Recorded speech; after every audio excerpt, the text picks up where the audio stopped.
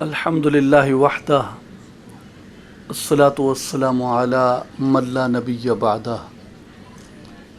وعلی آلہ وصحبہ اجمعین ان اللہ وملائکتہ یصلون علی النبی یا ایہا الذین آمنوا صلوا علیہ وسلموا تسلیما۔ سب آواز بلند درود پاک پڑھیے۔ اللہم صلی علی سیدنا و مولانا محمد وعلی آل محمد وبارک وسلم۔ قابل عزت احترام honourable chair of the conference, chairman of the institute, honourable deputy commissioner Jhang جناب محمد ارشد بھٹی صاحب، آنریبل وردی پرنسپل آف دی جناب کالج جناب آغا مہدی شاہ صاحب، آنریبل ممبر فائنانس میاں ناصر محمود صاحب، honourable moderator, honourable administration, faculty members, students, السلام علیکم۔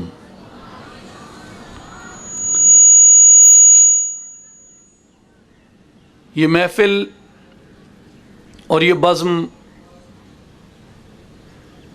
اتنی مقدس ہے اور اتنی محترم ہے کہ اس میں آنے سے، ہمارے اس محفل میں شریک ہونے سے دو کام ہوئے۔ ایک تو اس محفل کی رونق میں اضافہ ہوا اور دوسرا ہمارے اپنے اجر میں اضافہ ہوا۔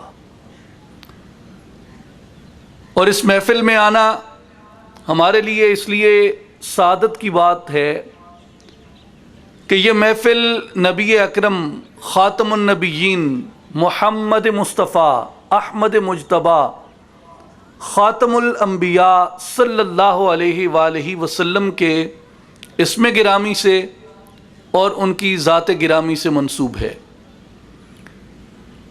اور اس لیے یہ ایسی محفل نہیں جہاں پہ ہماری موجودگی کسی بلند نعرے سے پہچانی جائے یا ہماری موجودگی کلیپنگ سے پہچانی جائے یا ہماری موجودگی ہلہ گلہ اور شور غل سے پہچانی جائے، بلکہ ہمارا اس محفل میں موجود ہونا ہم سے یہ تقاضا کرتا ہے کہ چاہے قاری تلاوت کر رہا ہو، نعت خوان نعت پڑھ رہا ہو، نقیب محفل آپ تک اپنے خیالات منتقل کر رہا ہو، میزبان آپ کو خوش آمدید کہہ رہا ہو، یا کوئی مقرر آپ کے سامنے گفتگو کر رہا ہو، آپ کی سماعت سننے کی طرف رہے، لیکن آپ کی زبان متواتر نبی اکرم صلی اللہ علیہ وآلہ وسلم کی ذات گرامی پہ درود و سلام کے نذرانے بھیجتی رہے۔ تو میری آپ سے بطور آپ کے بھائی کے اور بطور ایک اس محفل میں تربیت کا پیغام دینے والے کے ناطے یہ گزارش ہے کہ جتنی دیر آپ یہاں تشریف فرما ہیں اپنی توجہ کو، اپنی سماعت کو نبی اکرم صلی اللہ علیہ وآلہ وسلم کی سیرت اور اخلاق کی طرف متوجہ رکھیے، لیکن اپنی زبان اور اپنے دل سے مسلسل نبی اکرم کی ذات اقدس پہ درود و سلام پڑھتے رہیں، کیونکہ سیدنا جبریل امین نے رسالت مآب صلی اللہ علیہ وآلہ وسلم کی بارگاہ میں عرض کی، یا رسول اللہ صلی اللہ علیہ وسلم، اس زمین پہ جتنے پتے ہیں میں ان سب پتوں کو گن سکتا ہوں، اس زمین پہ جتنے ذرے ہیں میں ان سب ذروں کو گن سکتا ہوں، اور دنیا آسمان پہ جتنے ستارے اور سیارے ہیں میں ان سب کو گن سکتا ہوں، سمندروں میں پانی کے جتنے قطرے ہیں میں ان سب کو علیحدہ علیحدہ گن سکتا ہوں، لیکن ایک چیز ہے جس کا شمار نہیں کیا جا سکتا۔ تو فرمایا وہ کون سی چیز ہے؟ جبریل امین عرض کرتے ہیں، یا رسول اللہ، جب آپ کی ذات اقدس پہ کوئی شخص درود و سلام پڑھتا ہے اللہ تبارک و تعالیٰ اس پر جو رحمتیں نازل کرتا ہے ان رحمتوں کو شمار نہیں کیا جا سکتا کہ جو آپ کی ذات اقدس پہ درود و سلام پڑھنے والے پہ وہ رحمتیں اور وہ برکتیں نازل ہوتی ہیں۔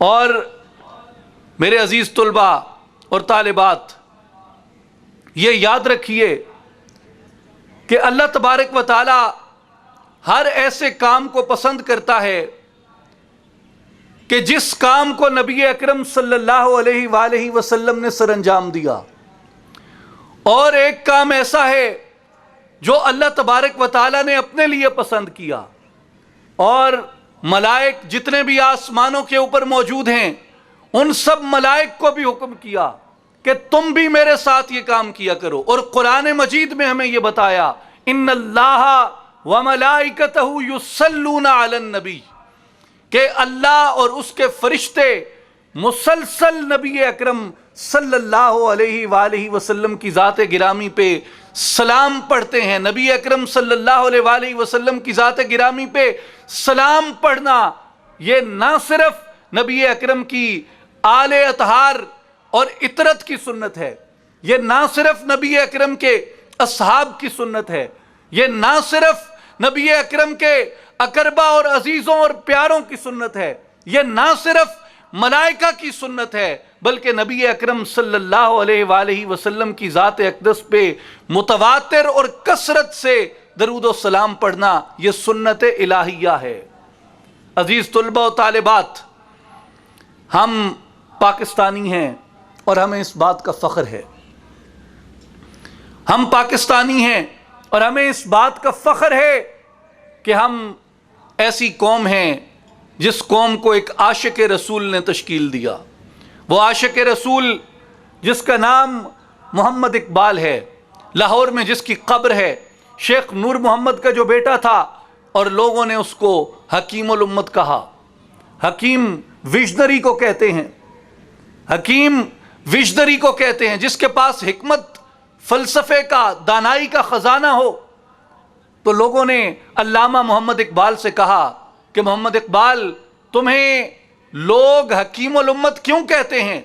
علامہ اقبال نے کہا کہ میں جوانی میں میرے پاس فرصت کا کچھ وقت تھا، اور میں نے اپنے فرصت کے وقت کو درست استعمال کرتے ہوئے نبی اکرم صلی اللہ علیہ وآلہ وسلم کی ذات گرامی پہ 1 کروڑ مرتبہ درود و سلام کا نذرانہ پیش کیا، اور یہ درود پاک کی برکت ہے کہ اللہ تعالیٰ نے میرے سینے پر اس امت کے راز منکشف کر دیے ہیں، میں اس لیے حکیم الامت ہوں۔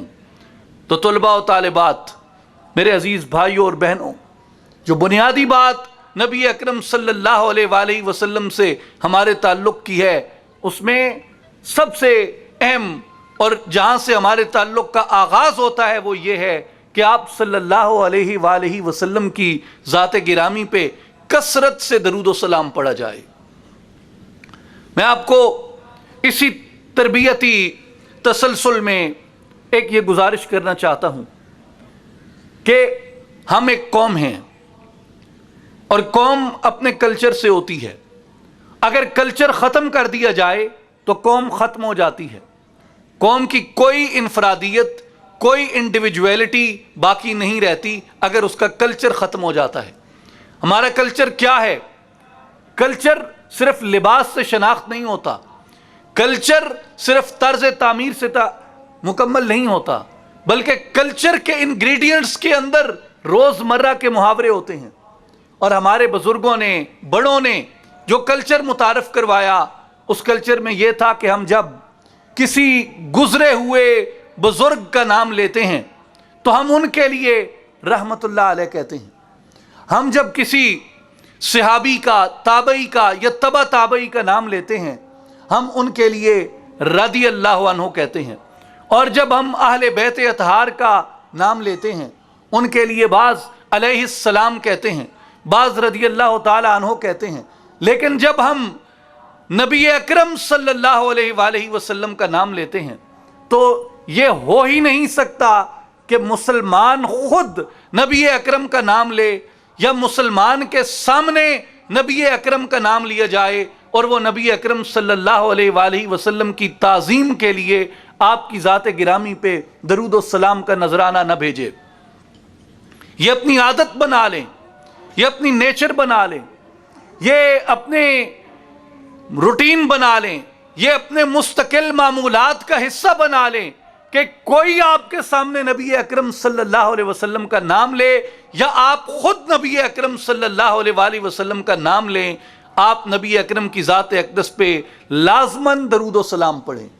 میں نے ایک بزرگ سے سیکھا، انہوں نے کہا کہ بیٹا جب تم کتاب پڑھتے ہو اور کتاب میں بے شمار مقامات پہ نبی اکرم صلی اللہ علیہ وآلہ وسلم کا نام آتا ہے تو تمہارا کیا معاملہ ہوتا ہے؟ میں نے کہا میں آغاز کتاب میں ایک مرتبہ درود و سلام پڑھ لیتا ہوں اور اس کے بعد جہاں اسم مبارک آتا ہے میں تسلسل سے پڑھتا جاتا ہوں۔ تو کہتے ہیں بیٹا مقصد کیا ہے کتاب پڑھنے کا؟ میں نے کہا کتاب پڑھنے کا مقصد یہ ہے کہ میں اسے سیکھوں۔ کہتے ہیں سیکھ کے کیا کرو گے؟ میں نے کہا میں اس سے عمل حاصل کروں گا۔ کہتے ہیں عمل حاصل کر کے کیا کرو گے؟ میں نے کہا مجھے اجر ملے گا۔ تو کہنے لگے بیٹا اتنا اجر تو کتاب میں پڑھا تھا، وہ تو تم نے ضائع کر دیا۔ میں نے کہا وہ کون سا؟ کہتے ہیں کتنی مرتبہ اس میں محمد آیا اور تم درود و سلام پڑھنے سے محروم رہ گئے، تم نے اپنا ضائع کر دیا۔ اگر عمل اس لیے کرتے ہو کہ تمہیں اجر ملے گا، عمل اس لیے کرتے ہو کہ اللہ کے محبوب بن جاؤ، تو یہ عمل اللہ کو بہت پسند ہے کہ نبی اکرم کی ذات اقدس پہ درود و سلام پڑھا جائے۔ جب بھی کوئی کتاب پڑھیں، جب بھی کوئی تحریر لکھیں، اگر نبی اکرم کا اسم مبارک آتا ہے تو ہمارے لیے یہ ضروری ہوتا ہے کہ نبی اکرم کی ذات اقدس پہ درود و سلام پڑھا جائے۔ اب میں آپ سے دوسرے حصے میں جاتے ہوئے ایک عرض کرنا چاہتا ہوں، اور میری اس عرض کا تعلق ہمارے پریزنٹ سے ہے۔ آج ہم کیا ہیں، آج ہم کدھر ہیں، اور آج ہمیں نبی اکرم صلی اللہ علیہ وآلہ وسلم کی ذات گرامی سے کیا سیکھنے کی ضرورت ہے۔ میرے سامنے میرے پیارے حبیب صلی اللہ علیہ وآلہ وسلم کا وہ اخلاق بھی ہے جو نبوت کے بعد مکہ میں آپ نے مظالم برداشت کیے، اور اس کے بعد جب آپ ایک ریاست کے سربراہ بنے مدینہ میں تو آپ نے اپنے دشمنوں کو کیسے معاف کیا۔ یہ دو اخلاق تھے، ایک ان کا ظلم کیسے سہا، اور دوسرا جب اختیار اپنے پاس آ گیا تو ان کو کیسے معاف کیا۔ یہ اخلاق کی دو مثالیں ہیں، لیکن میں آپ کو اس سے تھوڑا پیچھے لے کے جانا چاہتا ہوں۔ جو امام بخاری نے صحیح بخاری میں حضرت عائشہ رضی اللہ تعالی عنہا سے حدیث روایت کی کہ نبی اکرم صلی اللہ علیہ وآلہ وسلم کا وہ واقعہ انہوں نے بیان کیا کہ جس میں نبی اکرم صلی اللہ علیہ وآلہ وسلم پر جب جبریل امین وحی لے کے آئے، اور جبریل امین آپ صلی اللہ علیہ وآلہ وسلم کو کہتے تھے کہ اقرأ بسم ربک الذی خلق، یہ پڑھیے، اور نبی اکرم صلی اللہ علیہ وآلہ وسلم اس وحی کے اترنے کے بعد ہرا سے، غار ہرا سے اپنے کاشانہ اقدس پہ آئے تو آپ صلی اللہ علیہ وآلہ وسلم پہ لرزہ کی کیفیت تھی، کپ کپی کی کیفیت تھی۔ آپ اپنے گھر پہنچے تو آپ کی زوجہ، آپ کی حق گزار رفاقت حضرت بی بی خدیجہ رضی اللہ تعالی عنہا نے آپ کو کمبل اوڑھایا، آپ کچھ سکون میں آئے، اور آپ نے اپنی زوجہ سے فرمایا کہ مجھ کو اب اپنی جان کا خوف ہو گیا ہے۔ تو بی بی خدیجہ رضی اللہ تعالی عنہا آپ صلی اللہ علیہ وآلہ وسلم سے عرض کرتی ہیں کلا واللہ ما یخزیک اللہ ابدا، کہ اے محمد صلی اللہ علیہ وآلہ وسلم، اللہ تعالیٰ آپ کو کبھی بھی قیامت تک رسوا نہیں ہونے دے گا۔ کیوں؟ وجہ کیا ہے اس کی؟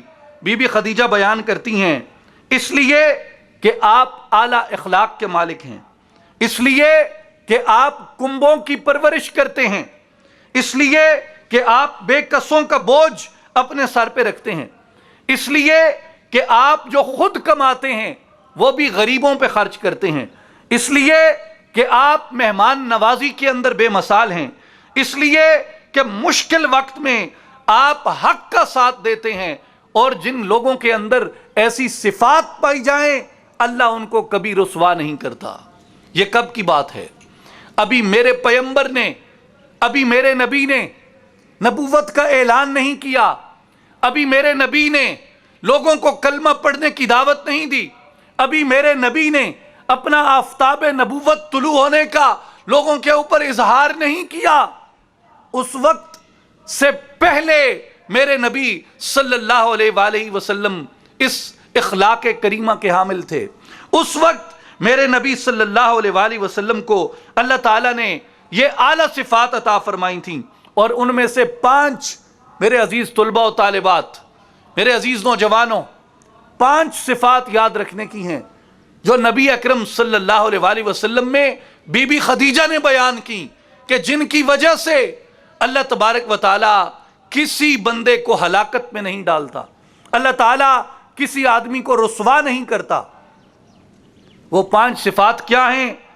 صلہ رحمی، محتاجوں کی مدد کرنا، کمزور کا ہاتھ بٹانا، مہمان نوازی کرنا، اور لوگوں کی جائز ضروریات کو پورا کرنا، اور حق بات میں ان کی مدد کرنا۔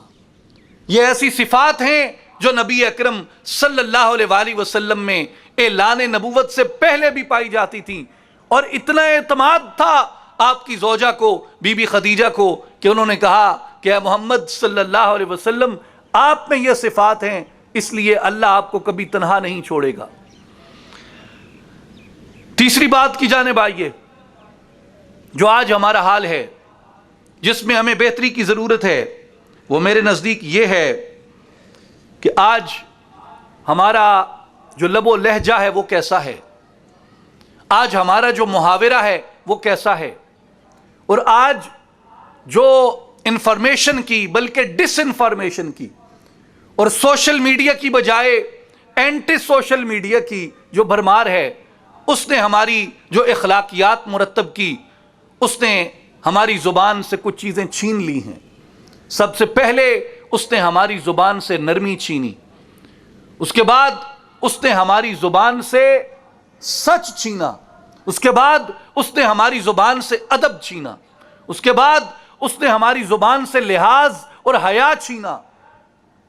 آج ایک شخص دوسروں کے گلے پڑ جاتا ہے، ان کا گریبان نوچ ڈالتا ہے، ان کی داڑھی نوچ ڈالتا ہے اپنی زبان کے ذریعے، اور پھر یہ کہتا ہے کہ میں بولنے میں بہت بے باک ہوں۔ میری بہنوں اور بھائیوں، یاد رکھیے، بد لحاظ ہونے میں اور بے باک ہونے میں ایک فرق ہوتا ہے، بے حیا ہونے میں اور بے باک ہونے میں ایک فرق ہوتا ہے۔ آپ کی اگر زبان ہے تو آپ یہ احساس رکھیے کہ کہاں آپ حیا کے اندر بات کر رہے ہیں اور کہاں کوئی حیا کی حد کو عبور کر کے بات کر رہا ہے۔ اگر کوئی حیا کی حد میں رہتے ہوئے، لحاظ اور شرم میں رہتے ہوئے بے باکی کرتا ہے، اس کو جچتی ہے، لیکن اگر کوئی ایسی بے باکی کرتا ہے جس میں وہ لحاظ کی حد کو عبور کرے، حیا کی حد کو عبور کرے، دیانت کی، شرافت کی، صداقت کی حد کو عبور کرے، تو ایسا شخص بے باک نہیں ہوتا، ایسا شخص بدتمیز ہوتا ہے، ایسا شخص بے باک ہوتا ہے۔ اور ہم یہ بعض دفعہ کہتے ہیں کہ جی میں نے تو مزاح سے کہا۔ عزیزان گرامی، یاد رکھیے کہ میرے پیغمبر کا، میرے نبی اکرم صلی اللہ علیہ وآلہ وسلم کا جو شیوا تھا وہ مسکرانا بھی تھا۔ نبی اکرم بھی مسکراتے تھے، نبی اکرم بھی خوش طبعی کرتے تھے، نبی اکرم بھی شگفتہ باتیں کیا کرتے تھے لوگوں سے۔ ایک مرتبہ ایک بڑھیا آئی، میں صرف 2 واقعے آپ کو سناتا ہوں۔ ایک بڑھیا آئی اور نبی اکرم صلی اللہ علیہ وآلہ وسلم کو آ کے کہنے لگی، یا رسول اللہ میرے لیے دعا کیجئے اللہ مجھے جنت میں جگہ دے، میرے لیے دعا کیجئے اللہ مجھے جنت میں مقام دے۔ آپ صلی اللہ علیہ وآلہ وسلم نے مسکرا کے فرمایا کہ بی بی کوئی بڑھیا جنت میں نہیں جائے گی۔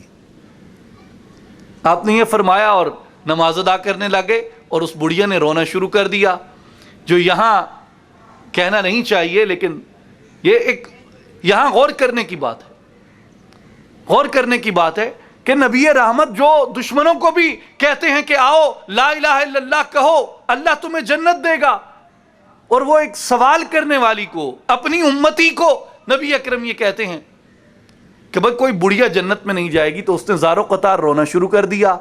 نبی اکرم صلی اللہ علیہ وآلہ وسلم نماز سے فارغ ہوئے تو بی بی عائشہ رضی اللہ تعالیٰ عنہ عرض کرتی ہیں یا رسول اللہ وہ بڑھیا رو رہی ہے۔ آپ نے فرمایا کیوں؟ کہنے لگیں کہ آپ سے اس نے کہا کہ مجھے جنت میں جگہ عطا کرنے کی دعا کیجئے۔ آپ نے فرمایا کوئی بڑھیا جنت میں نہیں جائے گی تو وہ تو اس غم میں رو رہی ہے کہ پیغمبر کی زبان سے نکل گیا۔ آپ نے فرمایا کہ اس کو بتاؤ کوئی بڑھیا جنت میں نہیں جائے گی، قیامت کے دن جب اٹھیں گے تو اللہ سب کو جوان کر دے گا، اور جو یہ خاتون رو رہی ہے جنت کے لیے اسے بتاؤ کہ اللہ اسے جوان کر کے جنت میں داخل کرے گا۔ نبی اکرم نے اس میں کتنی چیزوں کا لحاظ رکھا، خوش طبیبی کی، شگفتہ بات بھی کی، مسکرائے بھی، بی بی عائشہ بھی مسکرائیں، اور وہ خاتون جو تھی اس نے حضور صلی اللہ علیہ وآلہ وسلم کی اس مزاح سے اپنے آپ کو کتنا سرفراز کر لیا۔ ایک اور موقع پہ ایک شخص آیا نبی اکرم صلی اللہ علیہ وآلہ وسلم کی بارگاہ میں، آ کے عرض کرتا ہے یا رسول اللہ مجھے سواری درکار ہے، مجھے سواری درکار ہے۔ آپ صلی اللہ علیہ وآلہ وسلم نے فرمایا کہ ہاں ہم تمہیں سواری میں اونٹنی کا بچہ دے دیں گے۔ اب وہ بڑا متعجب ہوا، حیران ہوا، کہتا ہے یا رسول اللہ میں اونٹنی کے بچے کو کیا کروں گا؟ آپ نے فرمایا تم اس پہ سواری کرو گے؟ کہتا ہے اونٹنی کا بچہ تو مجھے درکار نہیں ہے۔ آپ نے فرمایا کہ اونٹ کس کا بچہ ہوتا ہے؟ تو کہنے لگا جی اونٹنی کا۔ تو آپ نے فرمایا اس لیے ہم دیں گے تو تمہیں اونٹ، مگر ہوگا وہ اونٹنی کا بچہ۔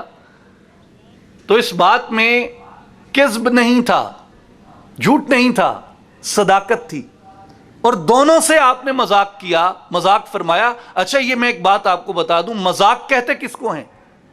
مذاق کا لفظ جو ہے یہ نکلا ہے ذوق سے، ذوق، اور ذوق کا مطلب ہوتا ہے یعنی مذاق ایسی بات کرنا جو آپ کے ذوق میں اضافہ کر دے۔ لطیفہ کس کو کہتے ہیں؟ لطیفہ ایسی بات کو کہتے ہیں جس میں لطف و لطافت پائی جائے۔ لطیفے کا مطلب کسی کی توہین نہیں ہوتا، لطیفے کا مطلب کسی کی ہتک نہیں ہوتا، لطیفے کا مطلب فحش گوئی نہیں ہوتا، یاوہ گوئی نہیں ہوتا۔ لطیفے کا مطلب ایک نفیس بات کہنا ہوتا ہے، ایک لطیف بات کہنا ہوتا ہے۔ جیسے نبی اکرم نے فرمایا کہ میں تمہیں اونٹنی کا بچہ دوں گا سواری کے لیے، جیسے نبی اکرم نے فرمایا کہ کوئی بڑھیا جنت میں نہیں جائے گی، تو یہ ایک لطف کی بات تھی، کہنے کا مقصد تھا کہ اس کو اونٹ ملے گا اور یہ جو بڑھیا ہے یہ جوان ہو کے جنت میں داخل ہوگی۔ تو میرے عزیز بچوں اور بہنوں، یاد رکھیے یہ جو زبان ہے اگر آپ نے اس کو سنوارنا ہے تو نبی اکرم صلی اللہ علیہ وآلہ وسلم کی سیرت کا اور آپ کی سنت کا مطالعہ کیجئے۔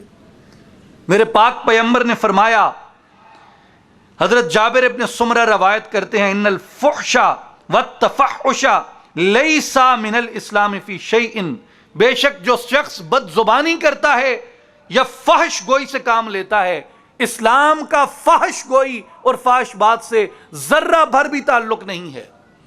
اگر آپ چاہتے ہیں کہ آپ اپنے نبی کے عاشقوں میں شمار کیے جائیں، اپنے نبی کے محبت کرنے والوں میں شمار کیے جائیں، تو آپ پہ لازم ہے زبان کو اس طرح نرم کر لیجئے جس طرح نبی اکرم کی زبان تھی، اپنی گفتگو کو اس طرح شستہ و شائستہ کر لیجئے جس طرح نبی اکرم صلی اللہ علیہ وآلہ وسلم کی گفتگو تھی، اور اپنے مذاق کو بھی اتنا مقدس کر لیجئے کہ آپ کا مذاق بھی لوگوں کے لیے خوشخبری بن جائے، لوگوں کے لیے نوید بن جائے، لوگوں کے لیے مسرت بن جائے۔ نبی اکرم صلی اللہ علیہ وآلہ وسلم نے فرمایا، المسلم اخو المسلم، مسلمان مسلمان کا بھائی ہے، لا یظلمہ، وہ اس پر ظلم نہیں کرتا، ولا یخذلہ، اور اپنے بھائی کو ذلیل نہیں کرتا، ولا یحقرہ، اور اپنے بھائی کی کبھی حقارت نہیں کرتا۔ کتنی چیزیں آپ نے فرمائیں کہ مسلمان کا بھائی ہے، ظلم نہیں کرتا، مسلمان ذلیل نہیں کرتا دوسرے کو، اور مسلمان دوسرے کو تحقیر نہیں کرتا۔ آج ہم جب مذاق کرتے ہیں، ہنستے کھیلتے ہیں، تو ہم دوسرے کی تحقیر کرنا اس کو مذاق سمجھتے ہیں۔ تحقیر میں اور مذاق میں فرق کیجئے۔ ہم تذلیل کرتے ہیں کسی کی اور سمجھتے ہیں کہ ہم نے اس سے مذاق کیا۔ عزیز طلبہ و طالبات، تذلیل میں اور مذاق میں فرق کیجئے۔ آج ہم کسی کی عزت اچھالتے ہیں اور اس سے یہ سمجھتے ہیں کہ شاید ہم نے مذاق کیا۔ عزت اچھال کے مذاق نہیں ہوتا، گالی دے کے مذاق نہیں ہوتا، کسی کا گریبان نوچ کے مذاق نہیں ہوتا، بلکہ مذاق تو ایسی چیز ہے جو محبت میں اور الفت میں اضافہ کرتا ہے۔ اور مسلمان کا بھائی ہے۔ آج ہم اپنے کردار کا جائزہ لیں۔ میں جب چناب کالج میں آتا ہوں مجھے کیوں خوشی ہوتی ہے؟ ایک تو مجھے چناب کالج کی یہ جو ایستھیٹکس ہیں یہ بڑا متاثر کرتے ہیں۔ آج دیکھیے کتنا خوبصورت ارینجمنٹ ہے، اور جو اس کا پس منظر تیار کیا گیا کتنا خوبصورت ہے، کتنا کریٹو ہے، اس میں جمالیات ہے، اس میں کشش ہے، اس میں خوبصورتی ہے۔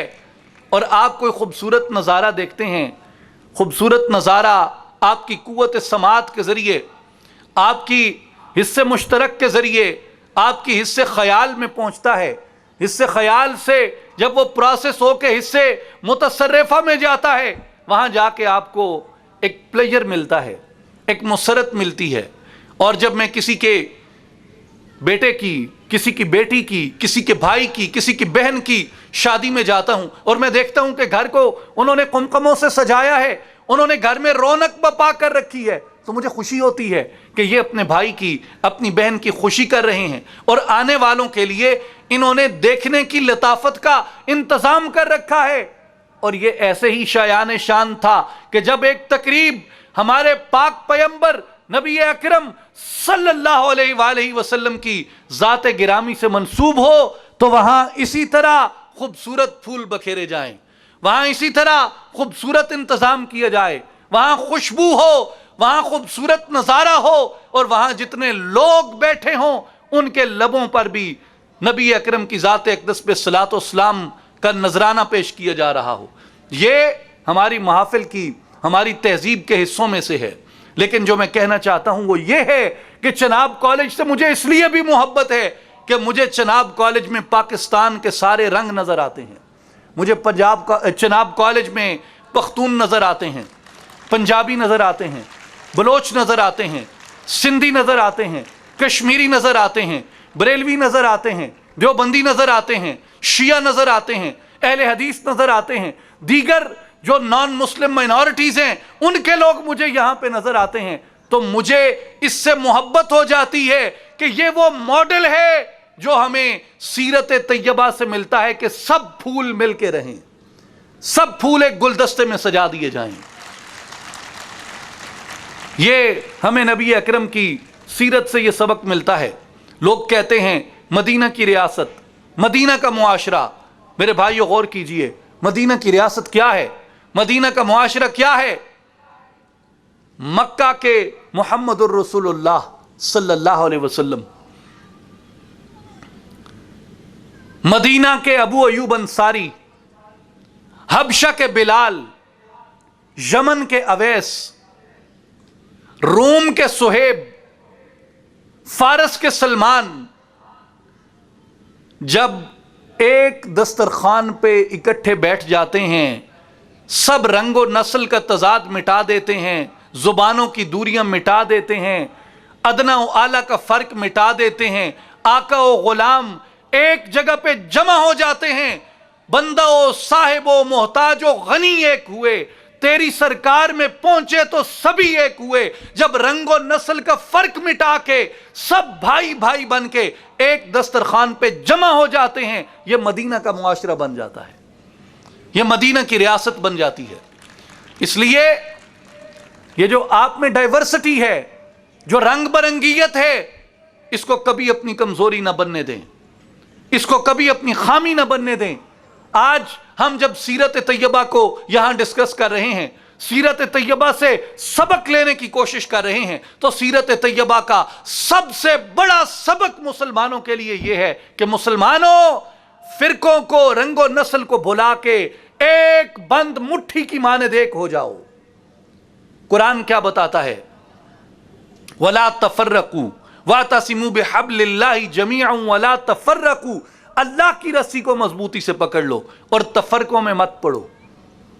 آج دنیا اسلام کو جس چیز کی ضرورت ہے وہ فرقہ واریت سے نجات کی، اتحاد کی، متحد ہونے کی، محبت کی ضرورت ہے۔ جب میں کہتا ہوں کہ ہم ایک عاشق رسول کی قوم ہیں، ہم علامہ محمد اقبال کی قوم ہیں، تو میرے کانوں میں علامہ محمد اقبال کا یہ ترانہ گونجتا ہے، منفعت ایک ہے اس قوم کی، نقصان بھی ایک، ایک ہی سب کا نبی، دین بھی، ایمان بھی ایک، حرم پاک بھی، اللہ بھی، قرآن بھی ایک، کیا بڑی بات تھی ہوتے جو مسلمان بھی ایک۔ فرقہ بندی ہے کہیں اور کہیں ذاتیں ہیں، کیا زمانے میں پنپنے کی یہی باتیں ہیں؟ یوں تو سید بھی ہو، مرزا بھی ہو، افغان بھی ہو، تم سبھی کچھ ہو، بتاؤ کہ مسلمان بھی ہو۔ ہم نے اتنی شناختیں اختیار کر لیں، اتنے رنگ و نسل میں پڑ گئے، لیکن کیا اسلام ہمارے اندر ہے؟ کیا ایمان ہمارے اندر ہے؟ میں آپ سے آخری بات یہ کہنا چاہتا ہوں، آپ نے سب نے ارطغرل دیکھا ہوگا، ترکی کا، اس میں ایک کریکٹر ہیں ابن العربی جو ارطغرل کے ٹیچر ہیں۔ ابن العربی کا ایک واقعہ ہے، ابن العربی کے شیخ تھے، موراکو میں ان کی قبر ہے، ابو مدین المغربی۔ ایک شخص تھا جو ابن العربی کے شیخ سے تضاد رکھتا تھا، ٹکراؤ تھا، اور ابن العربی جو تھے اس شخص سے اس لیے نفرت کرتے تھے کہ یہ میرے شیخ سے نفرت کرتا ہے، اس لیے اس سے دشمنی رکھتے تھے کہ یہ میرے شیخ سے، میرے پیر طریقت سے دشمنی رکھتا ہے۔ ابن العربی کہتے ہیں کہ میں ایک رات سویا ہوا تھا اور میں نے خواب میں دیکھا کہ نبی اکرم، شفیع معظم، خاتم الانبیاء، محمد مصطفیٰ، احمد مجتبیٰ صلی اللہ علیہ وآلہ وسلم میرے خواب میں آئے اور مجھے کہا، ابن العربی اس شخص سے کیوں عداوت رکھتے ہو؟ میں نے عرض کی، یا رسول اللہ وہ میرے مرشد سے، میرے پیر طریقت سے، میرے شیخ سے عداوت رکھتا ہے، میرے شیخ سے دشمنی رکھتا ہے، اس لیے میں اس سے دشمنی رکھتا ہوں۔ نبی اکرم نے فرمایا، ابن العربی ٹھیک ہے وہ تمہارے شیخ سے دشمنی رکھتا ہے مگر مجھ سے محبت رکھتا ہے، لہٰذا میری محبت کی خاطر اس سے محبت کیا کرو۔ تو ابن العربی کہتے ہیں میں صبح اٹھا اور سب سے پہلے جا کے میں نے اس شخص کی دست بوسی کی اور میں نے کہا کہ تم نے جو بھی درود پڑھا، جو بھی اچھے کام کیے، وہ نبی اکرم نے اللہ کی بارگاہ میں قبول کروا دیے اور مجھے یہ بشارت دی کہ تم سے حضور محبت رکھتے ہیں، اور مجھے کہا کہ جس سے حضور محبت رکھتے ہیں میں بھی اس سے محبت رکھتا ہوں۔ آج کوئی شخص، میں اس لیے اس سے دشمنی کروں کہ وہ میرے شیخ سے دشمنی کرتا ہے، لیکن ابن العربی مجھے کیا کہتا ہے؟ ابن العربی کہتا ہے کہ نبی اکرم اس بات کو پسند نہیں کرتے کہ تم آپس کی دشمنیوں میں دشمنی بڑھاؤ۔ یہ دیکھو تمہاری محبت کے لیے اتنا ہی کافی ہے کہ ایک شخص نبی اکرم سے محبت کرتا ہے، اگر تم بھی نبی اکرم سے محبت کرتے ہو تو نبی اکرم کی محبت میں سب عداوتوں کو بھول کے آپس میں بھائی بھائی بن جاؤ، آپس میں ایک دوسرے کے قریب ہو جاؤ۔ ایک شخص تھے، ان کا نام تھا ابو الحسن اشعری۔ انہوں نے ایک سوال اٹھایا کہ اللہ تعالی، کائنات اور انسان، ان کا آپس میں کیا تعلق ہے، اور یہ کس تعلق پہ ایک دوسرے سے رابطہ رکھتے ہیں، اور یہ مخلوق اللہ تعالیٰ نے کس جذبے سے پیدا فرمائی، اور یہ کیسے ختم ہوگی، اور مخلوق کا حساب کتاب کیسے ہوگا؟ تو ابو الحسن اشعری رحمۃ اللہ علیہ نے اس کا جواب دیا کہ اللہ تعالیٰ نے اپنی صفت القادر سے مخلوق کو پیدا کیا، اور مخلوق کا تعلق اس کی قدرت پہ ہے، اور اس کی قدرت سے مخلوق ختم ہوگی، اور قیامت جب بپا ہوگی تو اپنی قدرت سے یعنی صفت القادر سے وہ لوگوں سے معاملہ کرے گا۔ دوسرے بزرگ تھے، ان کا نام تھا ابو منصور محمد ماتریدی۔ ابو منصور نے کہا کہ اللہ تعالی نے اپنی صفت علم سے مخلوق کو پیدا کیا۔ صفت علم سے مخلوق اللہ سے رابطہ استوار کرتی ہے، اور صفت علم سے اللہ تعالیٰ مخلوق کو ختم کرے گا، اور قیامت کے دن مخلوق کا معاملہ اللہ تعالیٰ کی صفت علم سے ہوگا۔ محی الدین ابن العربی ان دونوں بزرگوں کے 200 سال بعد آئے، اور محی الدین ابن العربی نے کہا کہ اللہ تعالیٰ نے مخلوق کو اپنی صفت رحمت سے پیدا کیا، اور مخلوق اللہ تعالیٰ سے صفت رحمت پہ معاملہ کرتی ہے، اور اللہ تعالیٰ جب قیامت کے دن مخلوق کو اٹھائے گا تو مخلوق سے معاملہ اپنی رحمت کے ذریعے کرے گا۔ اور اس کی دلیل ابن العربی نے دی کہ جب تم قرآن پڑھتے ہو تو سب سے پہلا کلمہ کیا پڑھتے ہو؟ بسم اللہ الرحمن الرحیم۔ کیا ترجمہ ہے؟ اللہ کے نام سے شروع کرتا ہوں۔ کون ہے بھائی اللہ؟ کون ہے؟ تم نے دیکھا نہیں؟ دیکھا تو نہیں۔ چھوا نہیں؟ چھوا تو نہیں۔ تو پھر وہ کون ہے؟ وہ کیسا ہے؟ تو جو پہلا انٹروڈکشن اللہ تعالیٰ نے انسان کی عقل پہ ریویل کیا اس کویسچن کے اٹھنے کے بعد کہ وہ کون ہے اور وہ کیسا ہے، پہلا جواب جو دیا، پہلا انٹروڈکشن جو دیا، الرحمن الرحیم، کہ وہ نہایت مہربان ہے اور رحم فرمانے والا ہے۔ اور ساتھ ہی آگے فاتحہ شروع ہوئی، الحمدللہ رب العالمین، سب تعریفیں اس پروردگار کی جو سب جہانوں کا پالنے والا ہے، الرحمن الرحیم۔ حالانکہ یہی تعارف پیچھے بھی کروا دیا تھا، بسم اللہ الرحمن الرحیم نے بھی بتا دیا، اور ساتھ ہی ایک کلمہ چھوڑ کے دوسرے کلمے میں پھر اسی بات کو ریپیٹ کیا۔ تو مقصد یہ تھا کہ انسان کی عقل میں اور ذہن میں یہ بات بیٹھ جائے کہ اس نے جس تعلق سے تمہیں پیدا کیا ہے، اور جو چیز تمہارے اور اس کے درمیان ایک واسطہ ہے، وہ اللہ کی رحمت ہے۔ اور عزیز طلباء، میں اختتام سے پہلے آپ کو یہ یاد دلانا چاہتا ہوں کہ اللہ کا اور میرا آپس میں، اللہ کا اور آپ کا آپس میں تعلق کس چیز پہ ہے؟ اللہ کی رحمت پہ۔ اور میرے نبی اکرم کا اس کائنات کے اندر سٹیٹس کیا ہے؟ وَمَا أَرْسَلْنَاكَ إِلَّا رَحْمَةً لِّلْعَالَمِينَ، ہم نے اپنے محبوب صلی اللہ علیہ وآلہ وسلم کو کل جہانوں کے لیے رحمت ہی رحمت بنا کر بھیجا۔ تو نبی اکرم شان رحمت کے ساتھ آئے۔ ہم امت رحمت ہیں، وہ نبی رحمت ہیں، اور نبی اکرم نے اپنی رحمت سے دشمنوں کو معاف کیا، راستوں سے روڑے ہٹائے، راستوں سے کانٹے ہٹائے، وہ مخلوق جو بٹی ہوئی تھی اس کو ایک کیا۔ آج اگر سیرت پاک سے کچھ سیکھنا چاہتے ہو میرے بچوں اور بچیوں، میرے بھائیوں اور بہنوں، تو سیرت پاک سے رحمت سیکھ کے جائیے، سیرت پاک سے محبت سیکھ کے جائیے، سیرت پاک سے ایک دوسرے کو معاف کرنا سیکھ کے جائیے، سیرت پاک سے سلو جوئی کو سیکھ کے جائیے، سیرت پاک سے صبر سیکھ کے جائیے، سیرت پاک سے یہ سیکھ کے جائیے کہ اگر ایک گاڑی والا آ رہا ہے تو آپ کا حق ہی کیوں نہ ہو آگے جانا، لیکن کیا آپ میں اتنا صبر اور اتنی رحمت نہیں ہے کہ آپ 2 گھڑی اس کا انتظار کر لیں؟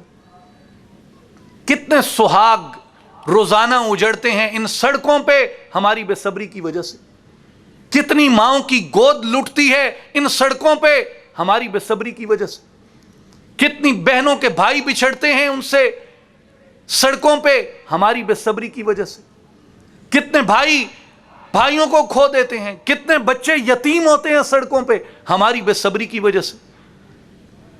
تو ہم نے اپنے نبی معظم کی رحمت سے اگر کچھ سیکھنا ہے تو اس کا عملی مظاہرہ ہماری شاہراہوں پہ ہونا چاہیے، اس کا عملی مظاہرہ ہمارے دفاتر میں ہونا چاہیے، اس کا عملی مظاہرہ ہمارے کلاس روم میں ہونا چاہیے، اس کا عملی مظاہرہ ہمارے گھروں میں، ہماری ذاتی زندگی میں ہونا چاہیے۔